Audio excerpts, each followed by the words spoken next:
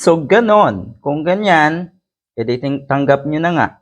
Tanggap niyo na rin na wala na talagang pag-asa si Digong. Yun naman pala, eh. Pero bakit sa mga susunod na araw, paaasahin niyo naman na naman ang mga DDS, bibigyan niyo naman sila ng, false hope na tinatawag na kuno ay malapit ng lumaya si Digong. Maraming gano'ng sitwasyon, eh. Sino po bang pinagloloko niyo?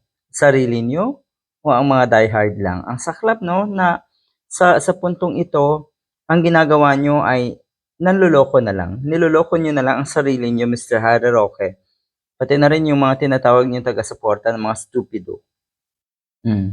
Wala na daw kasing maaasahan na patas na desisyon sa International Criminal Court. Yan ang sinasabi ni Harry Roque. Sa tingin ko magiging patas. At yung tinatawag at yung sinasabi natin na patas na paglilitis sa International Criminal Court, ang ibig sabihin nun, mabibigyan ng hustisya yung mga biktima ni Digong. Yun yung patas. May patas na desisyon. Sigurado tayo. Ang gusto niyo kasi, pabor na pabor ang desisyon kay Digong. Bakit? Anong meron?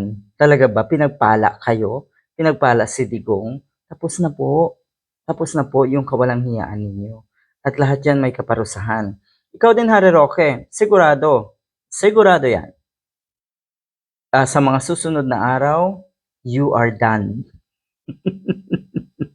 Tama na daw at tigilan mo na daw yung kadaldalan mo. Kasi ang dami mo ng paninira sa ating gobyerno, pati ICC din nadamay mo. Lahat ng yan ay siguradong nakakaapekto sa kalagayan at sa kaso nga ni Digong.